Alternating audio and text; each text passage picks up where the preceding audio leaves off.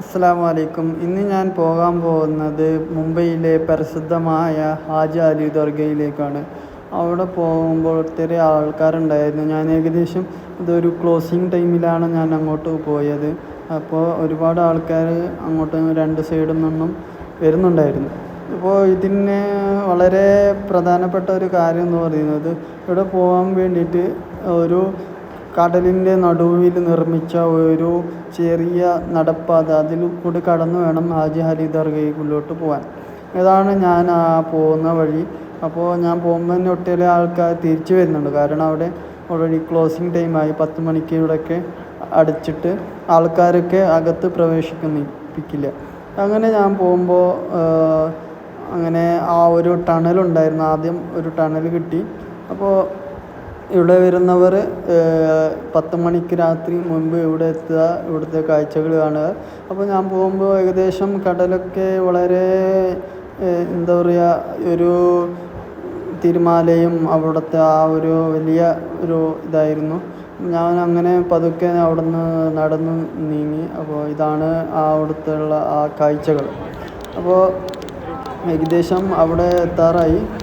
നിങ്ങൾക്ക് കാണാൻ സാധിക്കും, ഞാൻ നേരത്തെ പറഞ്ഞ പോലെ അവിടെയുള്ള ആ ടണലും ഇത് നടപ്പാതയും അതൊക്കെ ഇതാണ്. അപ്പോൾ ഇവിടെ വരുന്നവർ പ്രത്യേകം ശ്രദ്ധിക്കുക. നിങ്ങളുടെ വസ്ത്രങ്ങളൊക്കെ നനയാൻ സാധിക്കുന്നുണ്ട്. അപ്പോൾ ചെറിയ കുട്ടികളെ നിങ്ങൾ കൂടെ കരുതുക.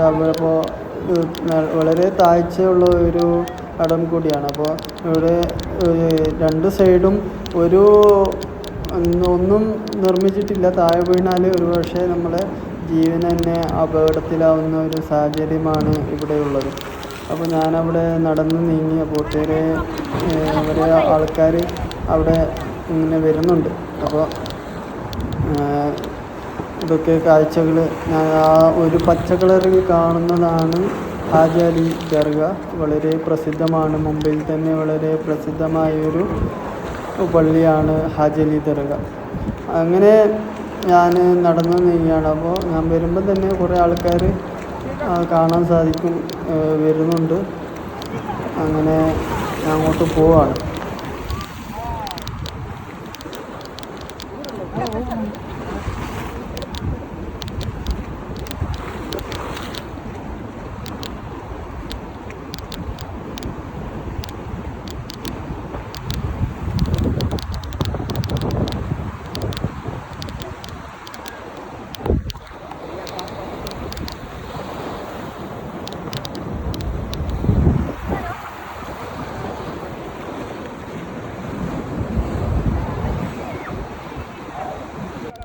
ഞാൻ പോകുമ്പോൾ അവിടെ ക്ലോസ് ആയി. അപ്പോൾ അതാണ് മൈക്കിൽ അനൗൺസ് ചെയ്യുന്നത്. അപ്പോൾ ഇവിടെ ആൾക്കാരൊക്കെ കടലിൻ്റെ സൈഡ് ആ കാഴ്ചകളൊക്കെ കാണുന്നുണ്ടായിരുന്നു. ഈ നട കയറി വേണം അവിടെ പോകാനായിട്ട്. അപ്പോൾ ഞാൻ അവിടെ എത്തി. ദർഗയുടെ അവിടെ മുംബൈയിലെ ഏറ്റവും അറബിക്കടലിൽ സ്ഥിതി ചെയ്യുന്ന ഒരു പ്രത്യേകമായ പ്രശസ്തമായ പുണ്യസ്ഥലമാണ് ഹാജി അലി ദർഗ എന്ന് പറയുന്നത്. 1931 നിർമ്മിച്ച ഈ ദർഗ സൂഫി സന്യാസിയായ പീർ ഹാജി അലി ഷെയ്ഖ് അവരുടെ സ്മാരകമാണ്. പിന്നെ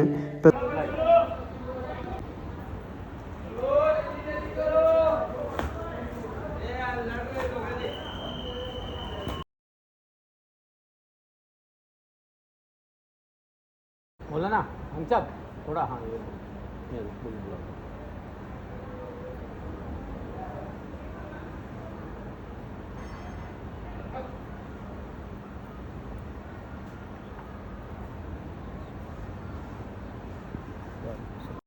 പക്ഷേ ഇവിടുത്തെ പ്രത്യേകത എന്ന് പറഞ്ഞാൽ കടൽ വെള്ളം കയറുന്ന സമയത്ത് മാത്രമാണ് ആൾക്കാർ ഇവിടെ എത്താൻ സാധിക്കുന്നത്.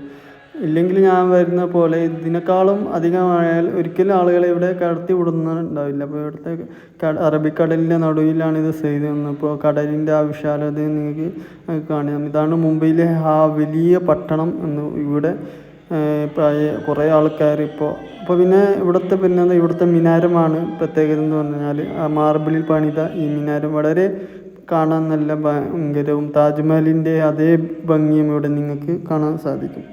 പിന്നെ വെളുത്ത മാർബിൾ നിർമ്മിച്ച മനോഹരമായ ആ ഒരു ഗുംബദ് ഡോം നിങ്ങൾക്ക് കാണാൻ സാധിക്കും. ഇൻഡോ ഇസ്ലാമിക് ശൈലിയിലുള്ള നിർമ്മാണവും ഇന്ന് ദർഗയെ വളരെ ആകർഷിക്കുന്നുണ്ട്.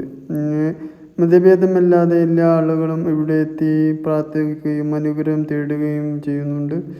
അതുകൂടാതെ പ്രത്യേകിച്ച് വ്യാഴം വെള്ളി ദിവസങ്ങളിൽ ഇവിടെ നടക്കുന്ന ഖവ്വാലി സംഗീതം ആത്മീയ അനുഭവമാണ്. അപ്പോൾ ഇവിടെ വെള്ളി വ്യാഴം ദിവസങ്ങളിൽ ഇവിടെ പ്രത്യേകമായ സംഗീതം ഇവിടെ ഉണ്ടായിരിക്കുന്നു. അപ്പോൾ അതൊക്കെ കാണാൻ ഒരുപാട് ആൾക്കാർ ഇവിടെ എത്തുകയും പിന്നെ വിശ്വാസപ്രകാരം ആചാര്യ സാഹിബിൻ്റെ ശരീരം കടലിൽ വിട്ടതിന് ശേഷം അത് എത്തി നിൽക്കുന്ന സ്ഥലത്താണ് ഈ ദർഗ നിർമ്മിച്ചതെന്നാണ് ഇവിടെ പറയപ്പെടുന്നത്.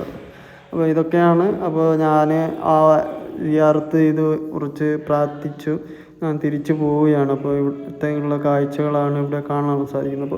അപ്പോൾ ഞാൻ വരുമ്പോൾ അത്ര പ്രശ്നം ഉണ്ടായിരുന്നില്ലെങ്കിലും പോകുന്ന സമയത്ത് കടൽ ക്ഷോഭമായതുകൊണ്ട് എൻ്റെ ഡ്രസ്സൊക്കെ കടലിൽ നനഞ്ഞിട്ട് ആകെ വല്ലാതെ ഞാൻ ആകെ പേടിച്ചു പോയി. അപ്പോൾ ഒന്ന് കാണിക്കാം.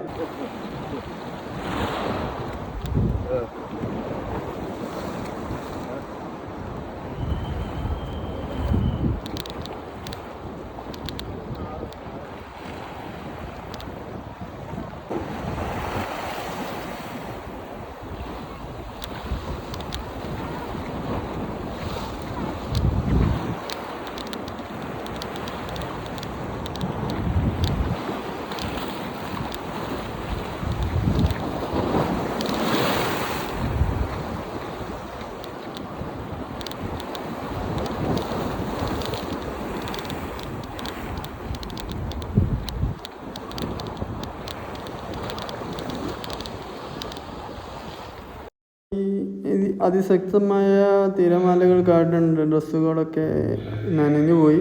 പക്ഷേ വലിയ കുഴപ്പമൊന്നും ഉണ്ടായിരുന്നില്ല. ഞാൻ ഇവിടെ നിന്ന് കഴിഞ്ഞിട്ട് ഇവിടെ തന്നെ സിറ്റിയിൽ റൂം എടുത്ത് അവിടെ കുറേ റെസ്റ്റ് എടുത്ത ശേഷമാണ് പിറ്റേ ദിവസം ഞാൻ അജ്മീറിലോട്ട് യാത്ര തിരിച്ചത്. അപ്പോൾ ഇതൊക്കെ വല്ലാതെ എൻ്റെ ഒരു യാത്രയുടെ ഒരു അനുഭവമാണ്. അപ്പോൾ നിങ്ങൾക്ക് കാണാം, ഇപ്പോഴാണ് എനിക്ക് ആ വെള്ളം തിരമാല അടിച്ചതിൻ്റെ ഡ്രസ്സൊക്കെ നനഞ്ഞിട്ടുണ്ട്. അപ്പോൾ ഞാൻ അത് വീഡിയോയിൽ കാണിച്ചിട്ടില്ല. അപ്പോൾ എല്ലാവരും എൻ്റെ വീഡിയോ ഒന്ന് ലൈക്ക് ചെയ്യുക, സബ്സ്ക്രൈബ് ചെയ്യുക. അപ്പോൾ അടുത്ത വീഡിയോയുമായി ഞാൻ വീണ്ടും വരാം. അവിടുത്തെ യാത്രകൾ കഴിഞ്ഞു. അപ്പോൾ പോകുന്ന സമയത്ത് അവിടെ മുംബൈ പോലീസും അവിടെ കുറേ ആൾക്കാരും ഒക്കെ ഉണ്ടായിരുന്നു. അപ്പോൾ ബൈ.